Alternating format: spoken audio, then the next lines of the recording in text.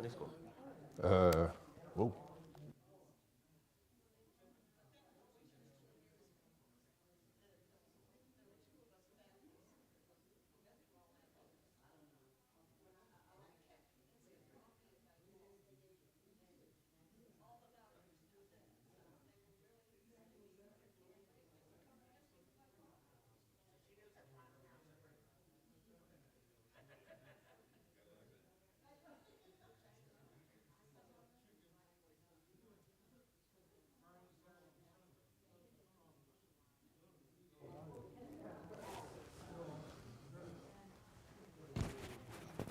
Sounds good. You all hear me? All right. Is that thing coming through? Yeah? All right. Very good. Well, let's go ahead and get started since we're about right on Baptist times. Before we do, we're going to go ahead and pray and then jump into it. This one might take a bunch of time, and I'm going to try and go through it fast. Anyhow, let's go ahead and pray, and we'll go from there, all right? So let's pray together. Thank you, Lord God, for letting us all be here today. Thank you so much for this time of the year and the fact that we can sit here and worship you and all the many different ways that we can do such a thing.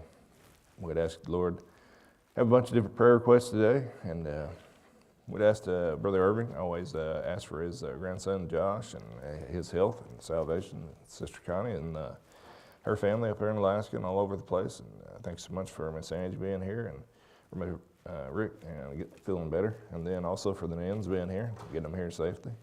Do want to ask a special prayer for Miss Crystal Thorson, whom is Lee's wife, who's having a cancer surgery Friday. Be with that family, Lord. Be with them in whatever way you see fit. And then for Crystal Thompson, too. Her father just had a stroke, so if you would, be with them and their family, too. And then thank you for Miss Amy and Miss Dawn, and all the ladies got together yesterday to do Amy's thing for her wedding. Thanks so much that she's getting to have a wedding. And then going forward, Lord, all the many different things we need to ask for. Pastor, too, because he's got cancer things going on. Lord, make it a healing that's miraculous.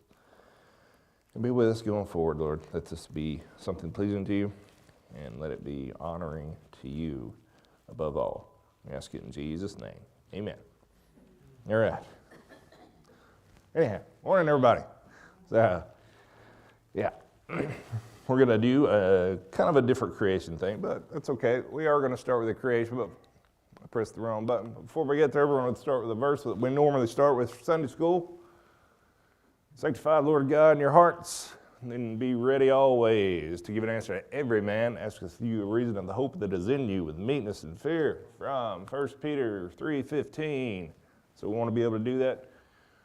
Always, we got to have the ammunition that's correct and responsible enough to give to others in a way that is meek and a way that does not impose on other people, okay? So, what we're going to do some of that is we're going to start with creation. Now, I was asked a question last week about creation. So it had to do with the fossil record. So I went about doing that and kind of decided, okay, I'll just talk about something that's in the fossil record. And there is a fossil record. And the person who asked me is not here. So anyway, y'all get to hear this now. Without the one that asked me the question, but that's okay. In any case, it's still going to be information that you can use, hopefully. So, the way that I figured that I would do that, and we're going to try and get through this one just so I can get to the next one, which is the one I really wanted to do. Anyhow, when we talk about the fossil record, we talk about creatures that are no longer living in this world, per se, okay? And then if we look at fossils, there's one that's obviously more famous than the other ones, and that's the one that we're going to talk about. But if you see the fossil record, God made all these creatures. So if God made them all, then they were actually here. So the bones just give us another example of God's judgment on the earth. So they all died in the flood. Not all, but most of them died in the flood. and then they were buried, and then fossils were the remnant. And when we go with a fossil, then that gives us a jumping off point to say, well, these creatures were really here, and they really were.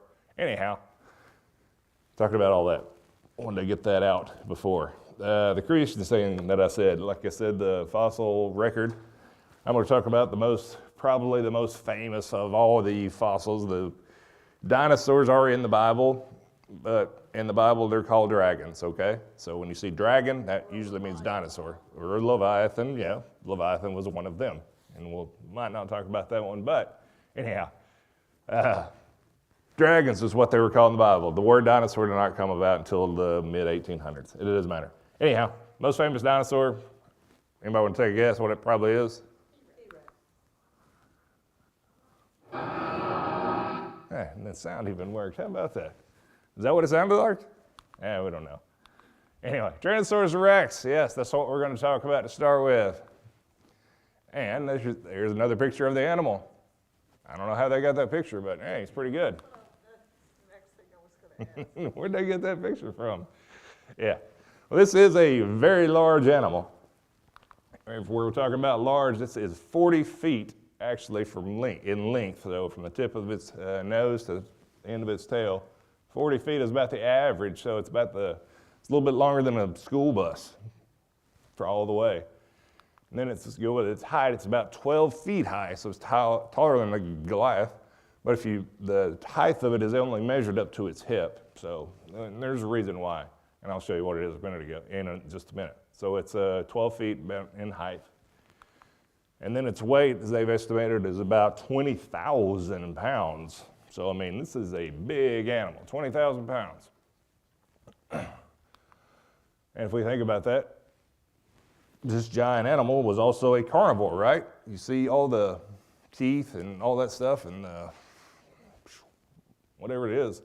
But he's a carnivore, so he eats meat, naturally.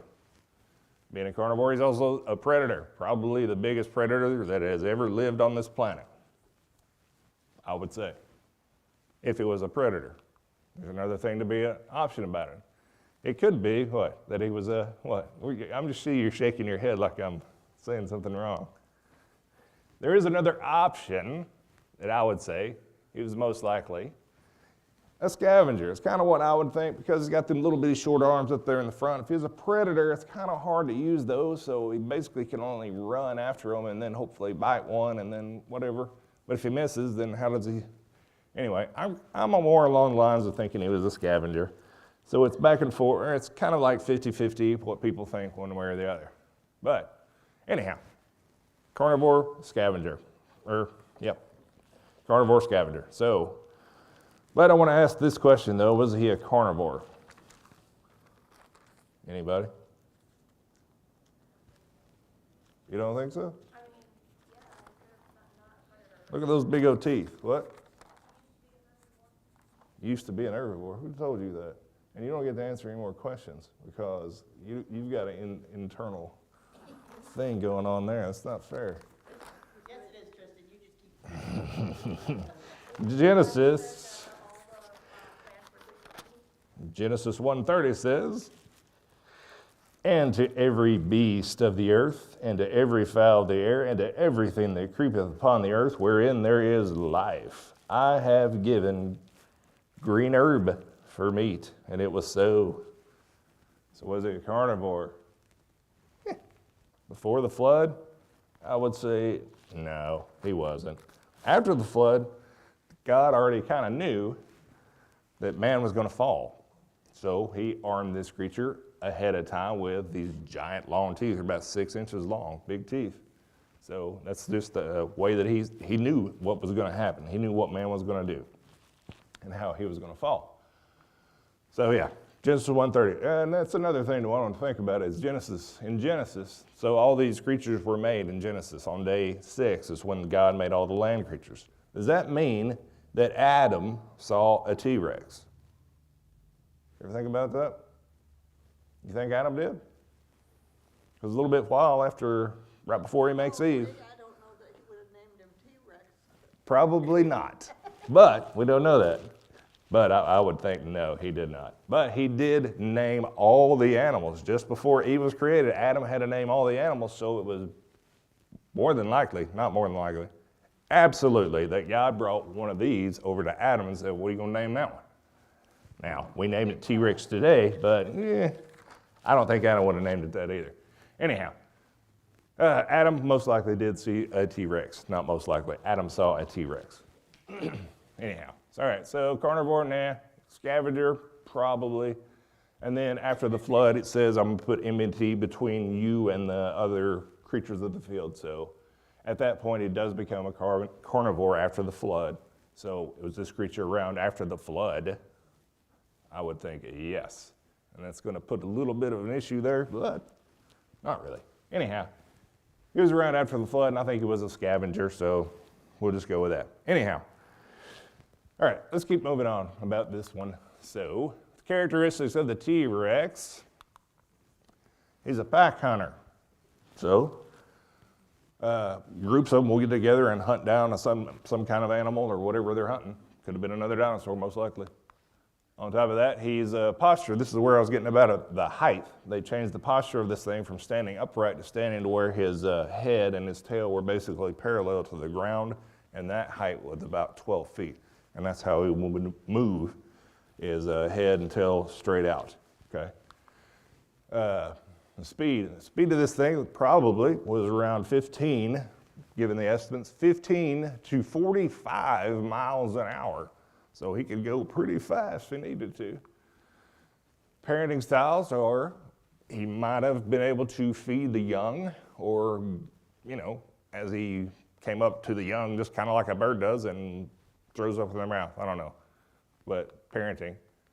And then there's brain power. So apparently he had a way to see binocularly just as well as we do, because if you can see, his eyes are kind of in the front of his face.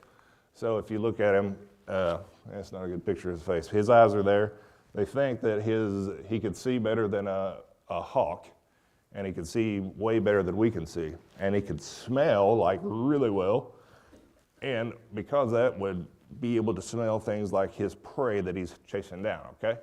Now if you look at all those characteristics, yeah, we're doing pretty good. Look at all those characteristics there of the T-Rex. How many T-Rexes were available for people to study and learn all this stuff? How many do you think? None. Pack hunter. This is the one thing that I want you to indicate. I tell you sometimes that I go to Wikipedia, and I did for a little bit, and I just couldn't even take it anymore, so I had to turn away from there. But if you go to Wikipedia, this thing has a Wikipedia page that is huge, and it's like, how did you come up with all this information?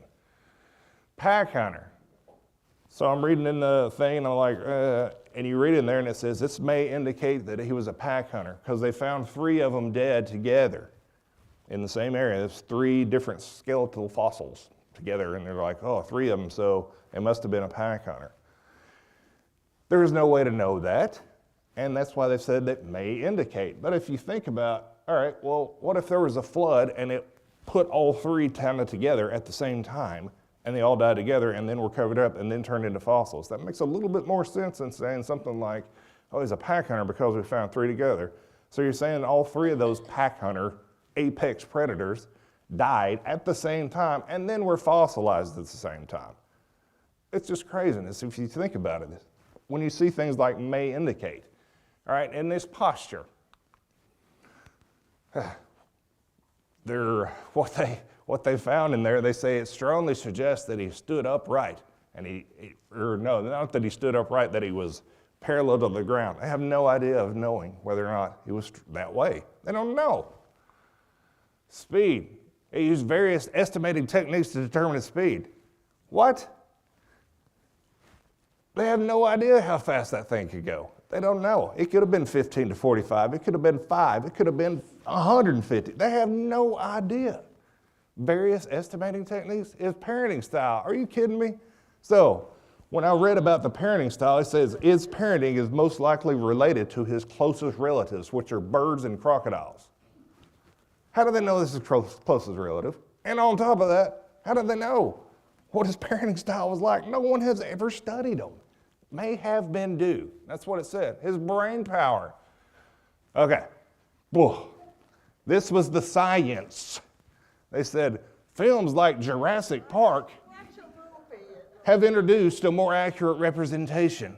That is literally what it says in this page. I'm like, so this is supposed to be science. So this is what we've written for science. By the way, this is what children are taught today because they don't know to look for terms like may indicate, strongly suggest, et cetera, et cetera. They don't know to look for that. So they see, oh, How do we know? we don't. But what I mean is children don't know to look for this kind of stuff. So they'll see it and they'll be like, oh, wow, the T-Rex, he was this fast, he stood this way, he was a pack hunter. Nobody knows that. But that's what children are taught. Anyhow. All right, let's move on because that's just going to upset me. Anyway, he does have a pretty unique name. It is 3 parts, if you can kind of see it from there. Tyranno is obviously the first part. The second part is obviously Saurus. And the last part is Rex. All right, so Tyranno is from a Greek word, tyrannos. That's basically what it means. It means tyrant. Tyrant is what it means. I'll explain it here in a second. Saurus comes from the Greek sauros. Looks pretty much like that, and that means lizard, is actually what that means. Kind of. Rex is a Latin word, actually, and what it means is king or ruler. King is normally the way it looks. The first one, though, I'm going to sidetrack here for just a second. In Sparta, the Greek word tyrannos. So in Sparta, they had this thing that was called the Peloponnesian War. I don't know if anybody heard of it, did any history on that. But anyway, they had the Peloponnesian War, and Sparta ended up defeating Athens. And when they did that, they installed a king there. And what the name of that Spartan king was Tyrant. And it doesn't mean what we think today, because when we see tyrant, we're obviously thinking it's this person that doesn't even pay attention to the law and just thinks that he's above it. In Sparta, though, the tyrants were the ones that they either inherited power or it was by conquest. And so that was who was installed there. So that was kind of how they got their name. And then we've changed it over time to mean tyrant is somebody that takes over everything and just rules on their own whatever. Anyhow, so that's where tyrant comes from. I thought that was kind of neat. So that's what his name means, though. Tyrant is king, lizard, and then tyrant, is tyrant. Saurus is lizard, and Rex is king. So it's mean king, tyrant, lizard is basically what his name means. So anyhow. All right, so I thought his name was kind of neat. All right, so let's move on. Fossilization. So this is how we know that there was a Tyrannosaurus here. The question was said to me about is the government involved in fossils and are they making this stuff up? And I would say that the government, over the past 3+ years, I've come to not trust anything that the government says, actually. Anything they say. After the past 3 years. Not 3+ is what I would say, but through the last at least 3 has really ramped it up to where I'm like, anything that they say, I just do the opposite of it. So they've completely lost any trust that I used to have in the government. I'm getting to that point. But fossils would have been another thing that they would say that the government may be putting these things in there, kind of like the moon landing or something like that, or the earth being flat, Not going to get into any of that stuff, but fossilization. I believe, not that I believe, I am 100% sure fossils exist out there, so it's not a government plant. That would be extensive, but there's so many people that are of a Christian mindset that see these things and they go, okay, well, this is due to the flood. It's not due to evolution, you know what I mean? So there's both sides of that. And because of that, and I don't think the government's smart enough to come up with that. Anyhow, fossilization. So we're going to go into that. So how long does it take, though, fossilization? Anybody got any idea how long it takes? What? Well, Kent Hovind showed Oh, samples. you reading that guy, huh? Do it like, what, 10 years? This is the evolutionist claim, though, on fossilization. Maybe. This is what they claim. Fossils form over tens of thousands up to hundreds of millions of years. But fossils are rare since the conditions have to be right for them to form. Kind of agree with that. Tens of thousands to millions of years. That take that long for a fossil to form. Well, I'm going to show you one thing that is fossilized. This is a hammer that's been fossilized.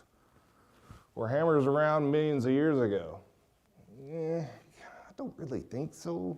And they didn't look like that for sure. How about this though? It's a fossilized bone inside a cowboy boot. How long have cowboy boots been around? Millions of years? Tens of thousands of years? No, since like the 1800s. So wherever they're claiming that fossils take that long, no, they don't. They take, you can get it done in 1 year, actually. The conditions do have to be right, so I'll agree with that. You can get it done in a year. Sorry, go ahead. There is a fountain, I believe, in Britain where it's very high mineral content, so people intentionally take things like fuzzy bears and sticking them in the fountain, and they'll go back 2 years later and it's fossilized. Yep, I've heard of that. Those hard minerals went into every part of the fabric of the bear, and they'll pull out literally a stuffed bear harder than rock. I've heard of that too, where they can fossilize things. So yeah, as long as the conditions are right, it doesn't take as long an amount of time as they want. Because they only say that because they need to fit evolution in there, and evolution takes millions of years. So the fossils have to take millions of years. But when we show them something like that, they're like, "Oh, that must be a British fountain, whatever." Yeah, I'm not gonna get into that. All right. For the fossils, though. You can see this kind of thing out there in the museums. They have a cast made of this. For the fossils for the Tyrannosaurus, though, there are about 100 total, meaning 100 individuals, about 100 individuals. Now, each fossil is, they consider one, the way I understand it, that one skeleton is a fossil. No matter if it has 300 bones in it, it's one fossil piece of evidence. So they found about 100. And this is where I would say that the government is not in on this, because they're going to give numbers that are way out there and completely exaggerated. They're not going to give numbers like 100 to where people are like, that doesn't sound like a lot to me, and it's not a lot. But still, this kind of leads to the fact that I would say the government is not involved in this, because, yeah, they would greatly inflate their numbers. Anyhow, most of them are found in North America, if you can believe that. If you didn't know, we're right next to all the T-Rexes. That's pretty much all of them. There's a couple that have been found in China, just a couple, but although almost all of them are on the west coast of North America. And all those ones, none of them are intact. None. So what do? Well, what they do is they make casts. And the way that they do that is they take a fossil, and we're talking pieces of bone that are little bitty tiny pieces. And they'll make a cast of that because they want to save the bone, and then they use the cast to try and rebuild, and we get things like that up there. They rebuild the entire bone from that little bitty pieces that they find, and try and rebuild it. So that's kind of how they do the modeling, and then come up with those things like that. So they haven't found that entire skeleton. They just found little pieces of it, made casts, and then try to put it together to make it look like what it looks like there, okay? That's how they do it. Yeah. All right. And speaking of fossils, there's a T-Rex femur out there. Femur being the leg bone, the big leg bone for a 12-foot tall animal. This thing's pretty big. Anyway, I'm going to tell you a little bit about this femur right here in just a second. I'm going to give you one more evolutionist claim, and then we'll talk about this femur. So the evolutionist claim is that fossils are found in a variety of rock formations dating to whatever that age is, up the Upper Cretaceous period, 68 to 66 million years ago. Wow. And if you didn't know, the Tyrannosaurus used to be 65 million years old, because that's what I learned in school, 65 million.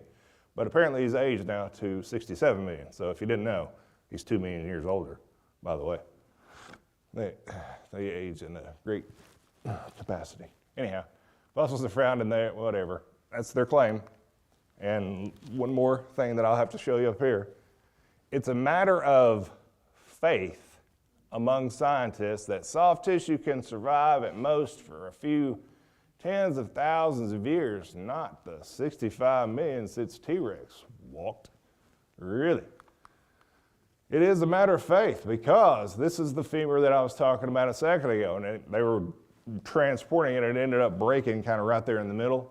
But because it broke, this is the actual bone, because it broke, they were able to study what was inside and be like, what is this? And guess what they found inside was this stuff right here. Red blood cells, collagen, and proteins that they found inside this femur of this 65 million year old thing. There's no way that stuff lasts for 65 million years. It barely lasts for 1,000 years. This is the stuff that's inside your body right now. You have proteins, you have collagen kind of like fat, and red blood cells that are pumping through there. And those were found inside this creature's leg bone. So that's an automatic saying, there's no way that it's that old. And this is another thing about the government being involved in this. There's no way that this would be out there. You know what I'm saying? They're too dumb to figure this one out. But on top of that, it's on. I don't care.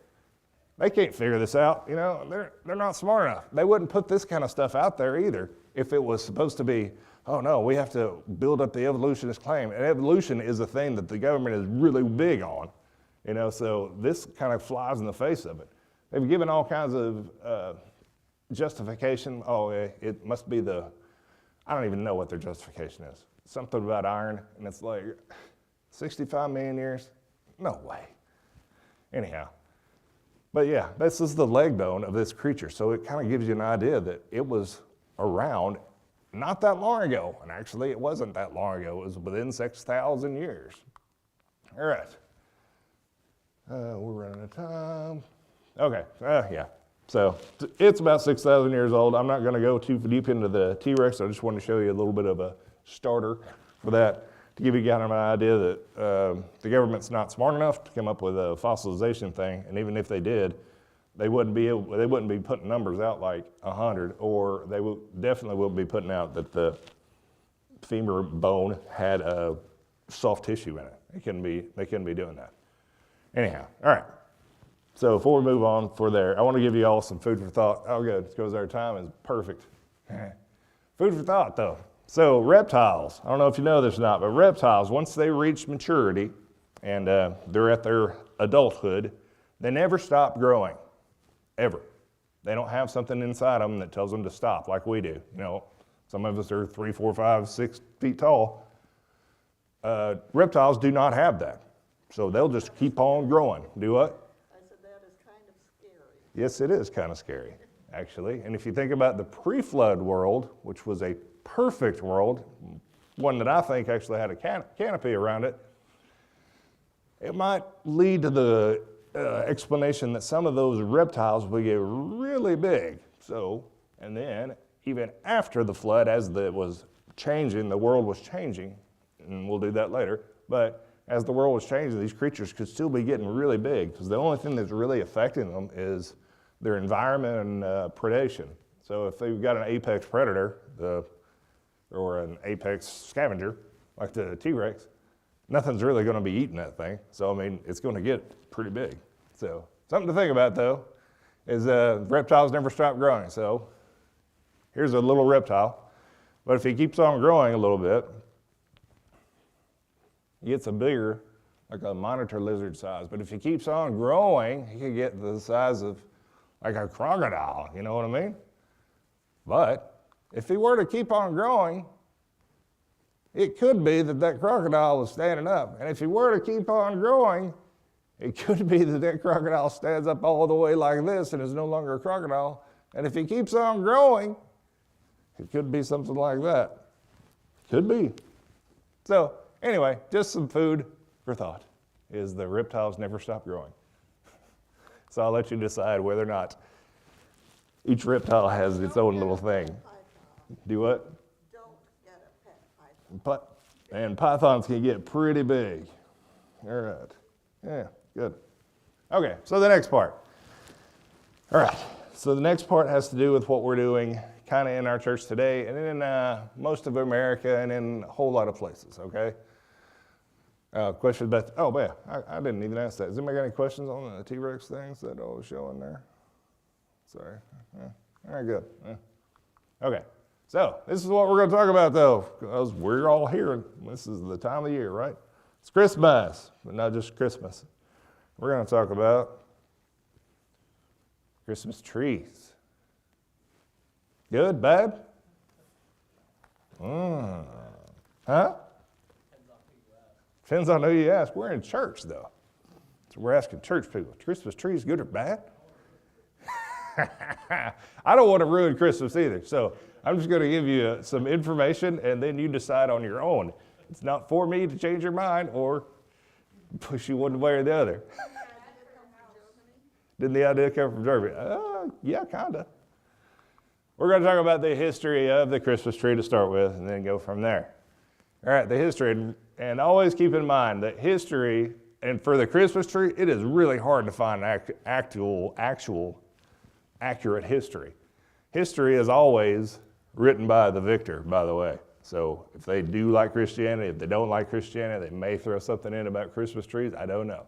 But yeah, we're going to go from here. So the history of the Christmas tree, best that I could find, all right, in the 2nd century AD, not saying that's the first Christmas tree, but this is the history that kind of started where I found it. 2nd century AD, which would be, right after Christ was resurrected. In the 2nd century AD, they were kind of condemned, okay? And I don't know if you know this guy or not. You might have heard of the guy named Tertullian? Maybe? All right. Well, Tertullian said this about this issue. This is what he said. He was talking about the people out there. Let them, over whom the fires of hell are imminent, affix to their posts laurels, doomed presently to burn. To them the testimonies of darkness and the omens of their penalties are suitable. You are a light of the world, and a tree evergreen. If you have renounced temples, speaking to those who are idolaters, if you have renounced temples, make not your own gate a temple. Okay? So, this is what Tertullian was said, who was like maybe 2 or 3 or 4 actually, after the Apostle John. So, I mean, this is pretty far back. Anyhow, this is what he was saying, but he said laurels. So, kind of like a tree, but its laurels can be smaller or bigger. Anyhow, well, we'll get into that in a minute. After Tertullian, 2nd century AD, and then we move on, and then to Central Europe, kind of where the next phase goes. So in Central Europe, and this is going to be about the 700s AD. If you think about that time period, the Vikings were really ramping up about that time period. So, and the Vikings, they're pagan, you know what I mean? They're heathens. So if the Vikings are out there, they normally have a bunch of gods, and they would do sacrifices. They would even do human sacrifices to them. But they did have an impact. The days of our week, some of the days of the week, Wednesday, Thursday, Friday, are straight out of Viking culture, if you didn't know. That's where we get our names. Wednesday, Odin's Day, Woden's Day. Thursday, Thursday, Friday, Freya's Day. Anyway, yeah, so thank the Vikings for the names of the week. Anyway, and Central Europe was where we're going to start with the Vikings, and they had the trees out there. But there's this guy whose name was Boniface. The Catholic Church calls him Saint Boniface. I don't care. At about 723 AD, he's going out there and he's trying to be a missionary to the Vikings. And the legend goes, the story goes, like I said, it's hard to find a good, accurate representation. But anyway, the story goes that he was going up there and talking to the Vikings, and he was like, why are you doing this? Why are you sacrificing these things and these people? So they were going to cut down an oak tree to start a fire to sacrifice to the god Thor. That was their plan. Boniface was like, what's this? So he went out there and cut the tree down, cut down that oak tree. And apparently Thor didn't kill him, so the Vikings were like, wow, that was a pretty good idea, Thor didn't kill you. But he was like, he pointed to an evergreen tree and was like, hey, this is the ones that you need to be looking for, not to burn them, but to remember that this tree is ever growing, this tree is everlasting, it represents life, so you want it to be a representative of what you do. So an evergreen tree is representative of life in his mind, And he was saying, you also need to think about the mercy, because God did not kill me. Obviously, Thor didn't kill me because he's not real. God didn't kill me either. He wanted me to show you guys that this was important. So in Central Europe, 700s AD, this is what Boniface was doing. He was expressing evergreen trees to the Vikings, okay? And then later on, in the Middle Ages, in about 1200 AD, and during that period of time, they had, they did have something that was kind of like those, but the Christmas trees were moving up there. In the Middle Ages, they were doing all kinds of plays and dramas and stuff. And one of the things that they really liked to do was creation, okay, and which was cool because in the Middle Ages, they could have fit in back then. And they were doing the creation thing, and one of the things that they did is they did Adam and Eve. And what they ended up making for Adam and Eve were these things that were called paradise trees in their little plays. So they had paradise trees, what they were called. So they're supposed to represent Eden, okay? And then they did it on the feast day of Adam and Eve. Anybody know there was a feast day for Adam and Eve? I didn't either till I was studying this. I was like, man, there's an Adam and Eve feast day? But apparently there was. So this is what the Middle Ages they were doing. They were making these paradise trees, which are supposed to represent Eden, for Adam and Eve.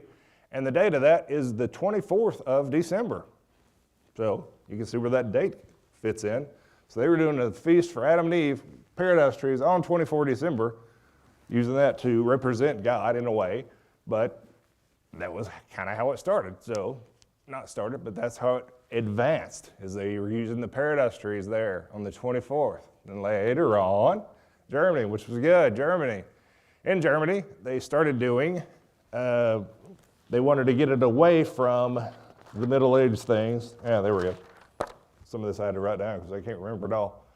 And in Germany, they wanted to get away from Middle Age stuff, the feasts of Adam and Eve, but they were still going to use the trees. And what they decided to do for the trees was they wanted to decorate them.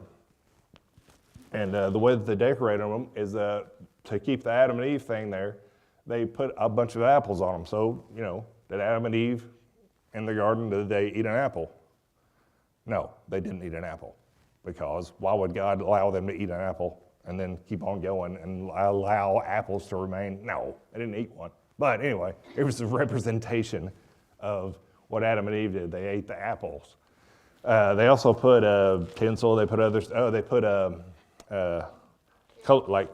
not candles yet. They put colored paper in the shape of a rose to represent the rose of Sharon, like Christ. So they were bringing it back to Christ in a good way. During that time in Germany, they also did wafers. That was the big thing that they decorated the tree with, was these wafers. And the reason they did that is because Catholic influence was really heavy right here in Germany. So the wafers were part of their Eucharist. So if people know what the Eucharist is, it's kind of like the Lord's Supper that we do today. And so that's what they were doing, is they decorated the tree with apples for Adam and Eve, and roses, rose of Sharon, and then wafers to symbolize the Eucharist, that we want to give thanks to God. That's what Eucharist means anyway. That was Germany. Oh, okay. Yeah, apples and wafers. All right. Let's see. All right, and then in Germany also there was something that happened, and this is around the late 1500s. Anybody know what happened there? Yeah, that's all right. All right, there's a guy named Martin Luther. Hopefully everybody's heard of him. Yeah. All right, so he wanted to break away from the Catholic Church, so he was trying to get away from that. So Protestantism in Germany, they were pushing away from the Eucharist and whatever, but the one thing that he did do for the Christmas tree was he added lights. This is about the 1600s, or he's credited with adding lights. I don't know if it was here or not, but like I said, history is hard to find. He's credited with doing lights, and the lights that he did were obviously candles, so that was a good thing that we used today. You can see our tree up there has lights on it. Yeah, they're not candles, because we don't want to burn things down. Anyhow, so in the United States, though, we took Martin Luther's idea with lights and all the wafers and all the decorations and moved to the U.S., and then in the U.S., we used that stuff, and it became popular around the mid-1850s because around that time there's a book that came out called A Christmas Carol. Everybody's heard of that one? Charles Dickens wrote this. It was about the mid-1850s, and when he wrote that book, the Christmas trees started becoming a lot more popular right then. So the Christmas trees that were actually had lights on them, candles, and then later on, just a little bit after that, we're going to get electricity, and then we're going to start putting lights that are like that. All right. And in the 1880s, Woolworth actually started selling ornaments. Instead of just wafers and apples, they started selling ornaments that you could put on the tree. So that was good for everybody, I guess. Not Sears Roebuck? No, I think it was Woolworth. Like I said, the history's hard to find, so it might have been Sears Roebuck. During that time, yeah. And then also in 1923, so moving on, Calvin Coolidge actually did a national tree lighting ceremony. So that's where our basic tree lighting started, right there in the U.S., 1923. All right?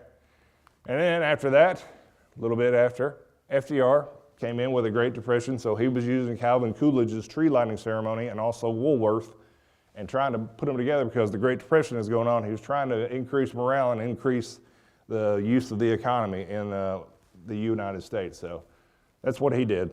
And so here we are today. But anyhow, so the Christmas tree though, it does have a whole bunch of symbolism. Like I said, the history of that the symbolism that's on it today, we can see some of it right now. So the lights, you are the light of the world. Tertullian said it. You are the light of the world. Good.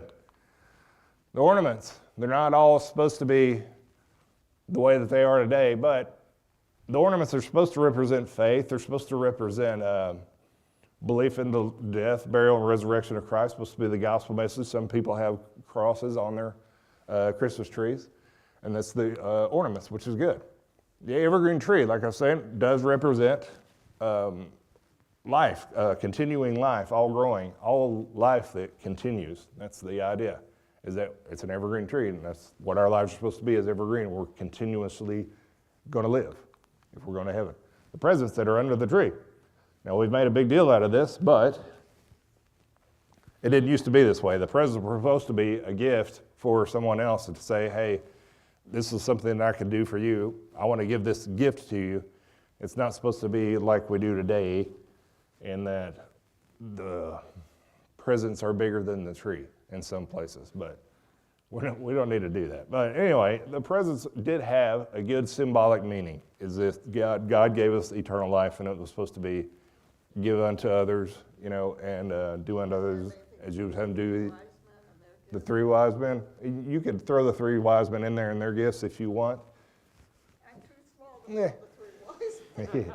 You could put them in there. You could add them to that if you'd like. You could add to them if you'd like, but the present's more along the lines of it was supposed to be for God's gift of eternal life, and then we were supposed to give to others too.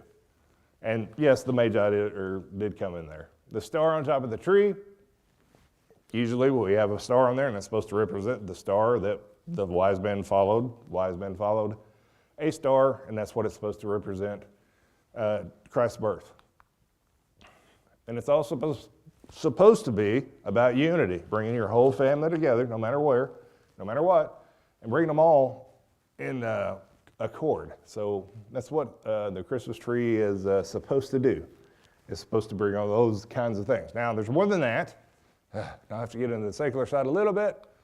So, So if you go down to the Christmas tree farm, the wildlife there will have a place to nest and a place to hide and all this stuff. It's kind of neat, right, for wildlife. Yeah. Not only that, but if you go to a Christmas tree farm, it's going to be sustainable. Because if you cut down one tree, they usually plant 2 in its place, right? This is hard for me to do.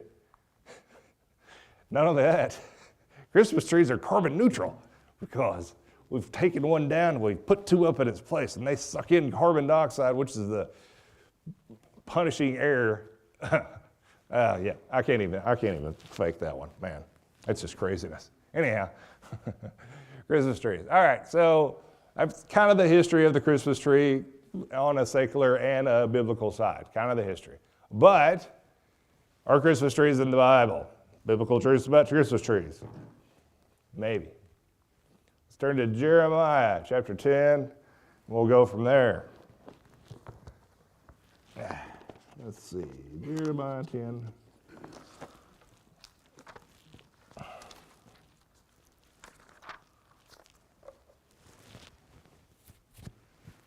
All right, we're almost out of time, so I'm going to read it to you and you can check it out later.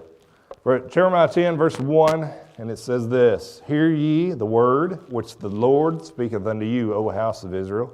Thus saith the Lord, Learn not the way of the heathen, and be not dismayed at the signs of heaven, for the heathen are dismayed at them. For the customs of the people are vain. For one cutteth a tree out of the forest, the work of the hands of the workman with the axe. They deck it with silver and gold. They fasten it with nails and with hammers that move it not, that it move not. They are upright as the palm tree, but speak not. They must needs be born because they cannot go. Be not afraid of them, for they cannot do evil, neither also is it in them to do good. For as much as there is none like unto thee, O Lord, thou art great, and thy name is great in might. Jeremiah chapter 10, verses 1 through 6. One more place, just a little bit back, is Esther 9:22. I'll read this to you so we don't have to spend a whole lot of time here. Esther 9:22. As the days wherein the Jews rested from their enemies, and the month which was turned unto them from sorrow to joy, and from mourning into a good day, that they should make them days of feasting and joy, and of sending portions one to another, and gifts to the poor. How about that? So, if we read right there in Jeremiah 10, what did it say about trees? Christmas trees. Are we supposed to have them according to Jeremiah 10, 1 through 6? We're supposed to have them. Anybody? I got one no. It's talking about what? It's talking about idolatry. It's exactly what he's talking about there in Jeremiah. It's exactly what you're saying. He's talking about idolatry. He's not saying that the tree that you put in there, he's saying don't be worshiping. Now think of this too. Jeremiah, when was it written? 400 or 500 BC, right? How much Christmas was there in 400 or 500 BC? It didn't even exist. Christ hadn't been born yet. He's going to be born. It was Jeremiah writing about Christ and the Christmas trees. No, he was writing about idolatry. Don't do this. Don't be like the heathen do. Don't make trees and bow down and worship them. That's not what he was saying. He was saying, don't worship the tree. That's exactly what we need to be thinking about. Now, in Esther, it says, give gifts. The biblical truth of that is that Jeremiah is not talking about a Christmas tree. He's talking about idolatry right there. So we need to take the full context of whatever we read right there. So if we see some trees in whatever church that we're in, as long as you don't see a person bowing down and worshiping that tree, we're going to be okay, I think, but it's still going to be complete preference up to you all, whether or not you want the tree or whether or not you do not. But like I said, that is the biblical truth about trees, and that's pretty much the only place that you'll see it in the whole Bible. Is I'd look for it, and you won't find Christmas trees in there because they don't exist. But the people that started this idea, they were wanting to honor Christ. So I think that was a good thing, that they wanted to honor Christ. Now, we may have went too far today, but still, like I said, it's completely up to you whether or not you want a tree in your house or whether or not you want a tree in your church. It doesn't matter. It's up to you completely, but that's the biblical truth. There's a little bit of the history. All right. And yeah, we're over on top. But I did get through that one, so yeah. We'll keep going with a different one next week. So yeah. And I think, are we singing today, preacher? Yes. All right, so choir singing? Well, as far as I know. Yeah. I'll have to check on that. I just checked on it. Do we? Okay. Yeah, All right. we're good to go. All right, so let's go to the next part. And thank you all for being here and listening to all that.